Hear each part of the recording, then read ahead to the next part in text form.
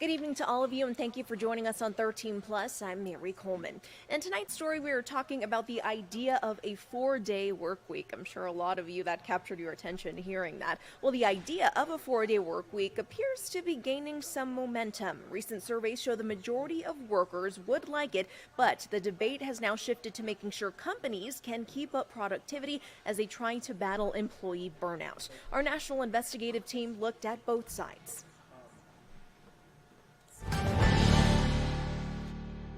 Back in the 1920s, Henry Ford, founder of the Ford Motor Company, bucked the norm of a 6-day work week by establishing the now standard 5-day, 40-hour week with no loss of pay for having Saturdays off. Now, more than 100 years later, the 4-day work week looks to be gaining traction across the U.S. A 2023 Bankrate survey found 81% of the full-time workforce would prefer it. And from the employer perspective, research by ResumeBuilder.com suggests companies may be warming up to the idea as well. 20% of surveyed business leaders said their company currently offers at least some workers a 4-day week, and 41% said they have plans to implement it. But is it a viable solution to worker burnout or a productivity pitfall? Reporter Heather Graff takes an in-depth look.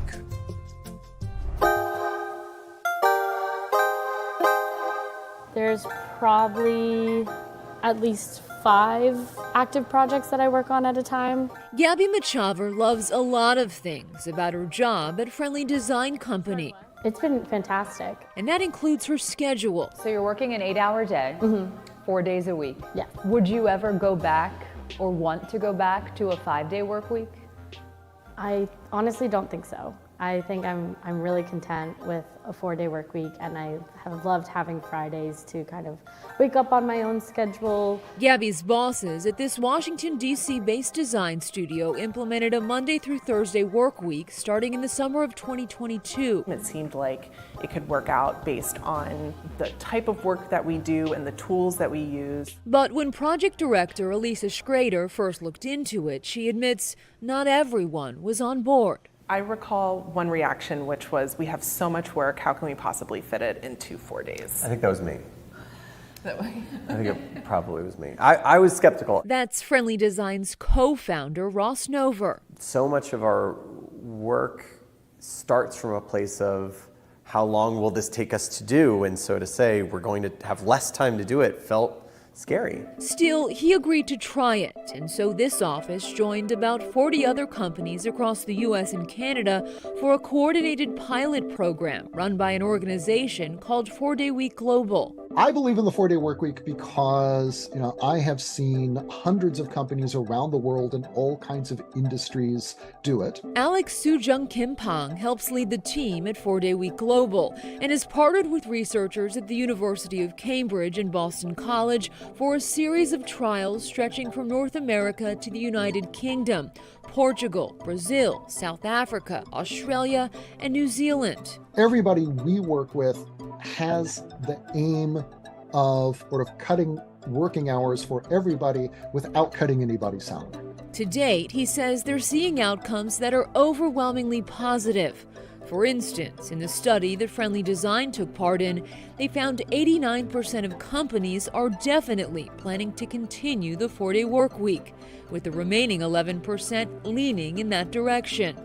And among employees, that same study reports 7 in 10 workers experienced reductions in burnout, while 95% wanted to continue the 4-day work week. So retention goes up, recruitment goes up quite a bit. The benefits of what fundamentally is a really simple intervention, right? Giving people more time. Results that Maryland state lawmaker Vaughn Stewart says he was inspired by. I see this breathtaking, startling study from them. And so when I got that, that's when I started to say, I wonder if there's something we could do with regards to state legislation. In early 2023, Stewart introduced House Bill 181 that would offer state tax credits to Maryland employers who experiment with a 4-day work week. If employers were willing to take that leap of faith, we thought that it would be in the state government's interest to give them a tax credit to motivate them to do that. Am I correct that your legislation was first of its kind in the U.S.? Yeah, absolutely, you're correct. I've gotten emails from colleagues across the country that essentially want to copy our bill. And Stewart says those inquiries kept coming, even as his initial attempts here in Maryland were unsuccessful.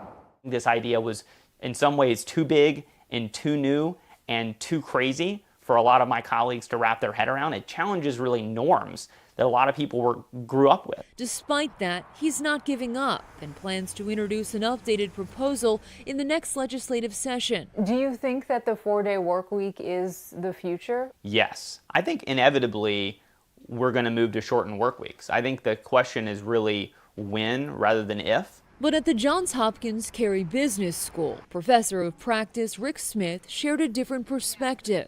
I would definitely advocate that this is not a silver bullet. What are some of your biggest concerns with this concept? That it doesn't apply equally to everyone in every situation. In other words, for some employers, that's problematic. If we're running a retail organization, if we're running a hospital, other things that require staff to be there. Instead, in this post-pandemic world, Smith suggests the answer to work-life balance issues might be more nuanced and vary by industry. Varying the number of work hours in a day, or taking a large break in the middle of the day, or using Wednesdays as a work from home day. In the meantime, he believes more study of the 4-day work week is needed. I think the key aspect is looking at the productivity over a long period of time. I could do it after this. And that brings us back to the Friendly Design Company in D.C. I've found that my time management is even better. We already knew Gabby is happy with the shortened work week.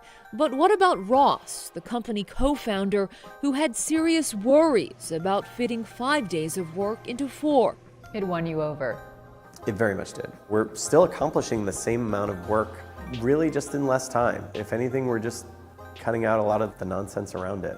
No regrets in this office, and he says no plans to switch back. You really just have to try it and see how it goes, and I think it is very much worth trying.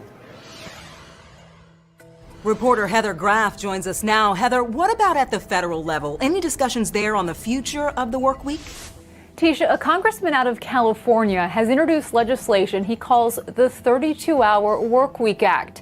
Now, it would not limit the number of hours someone can work in a single week, but employers would be required to pay overtime for anything above 32 hours. Heather, has it gotten any support?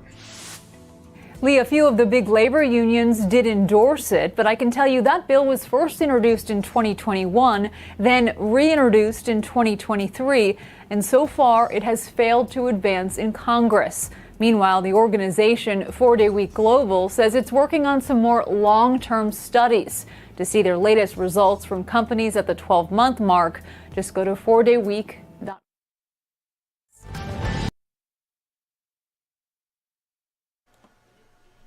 Thank you so much for joining us this evening. We'll leave you with a live look outside of that sunset.